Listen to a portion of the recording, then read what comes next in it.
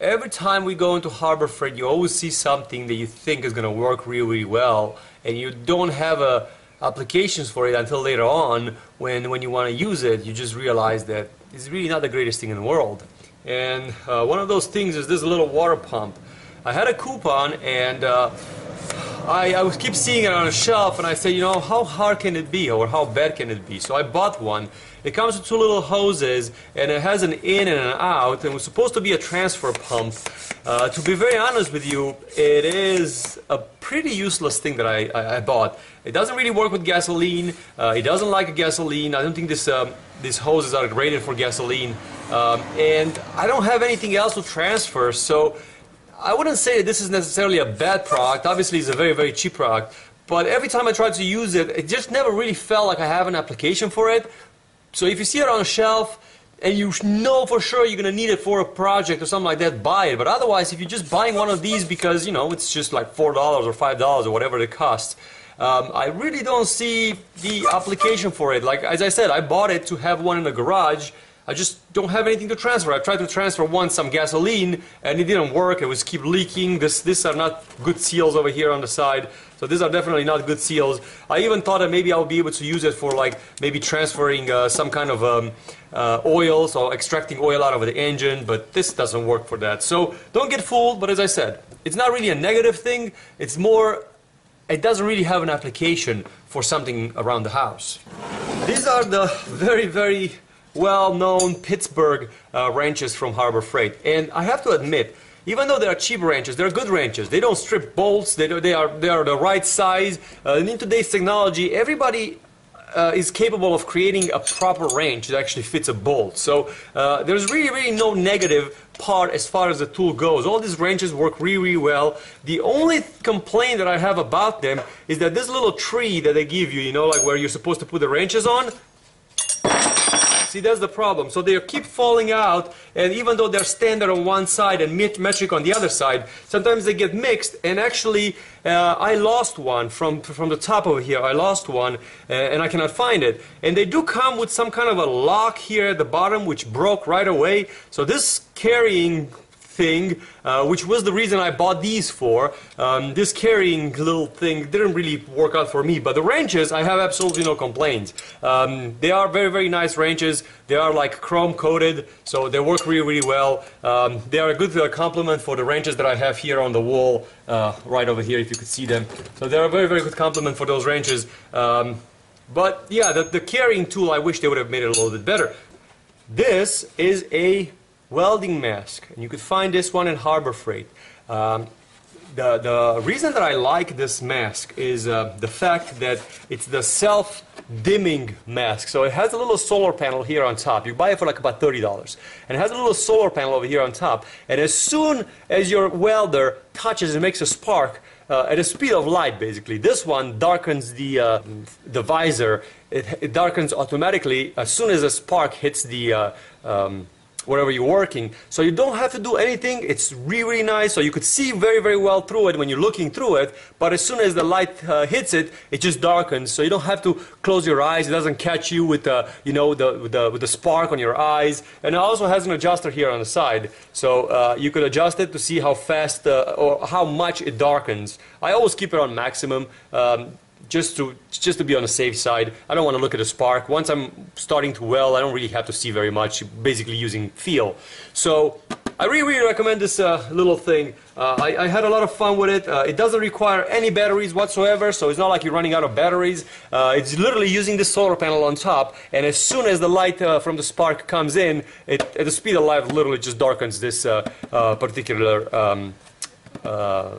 filter here in the front. So it's really nice, and it also comes with a little protection over here. It fits really well on the head, so I actually really enjoyed this one. I have no complaints whatsoever. So it's solar powered, automatically on and off. What else you want? It's really nice. I would strongly recommend, if you are welding, buy one of these. Don't use the original one, you know, the one that you have to put it with your hands. So you're gonna be lazy and you're gonna damage your eyes. So that's really dumb.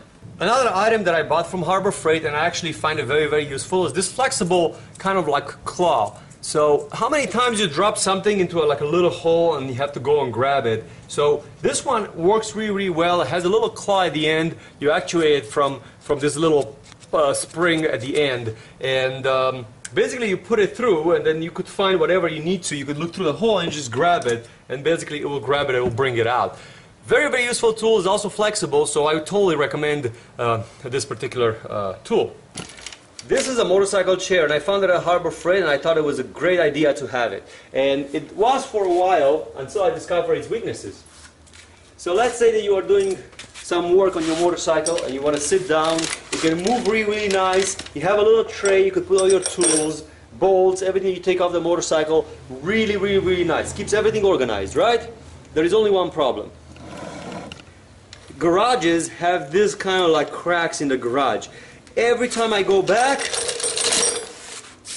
this is what's happening. It goes, and then all my bolts are all over the floor, and then everything falls into the crack. I'm on my back in the garage, getting mad. Whoever designed this thing was supposed to make this a little bit longer so you can flip backwards, because why I know it would have fixed it, that would have been an easy fix. Because if I'm sitting in reverse on it, it never happens. You see how it keeps going over the crack with no problem whatsoever. It's just somehow they were just too cheap on this side, or they should have made it a little bit like a foot, like 6 inches longer, and they would have solved all the problems in the world.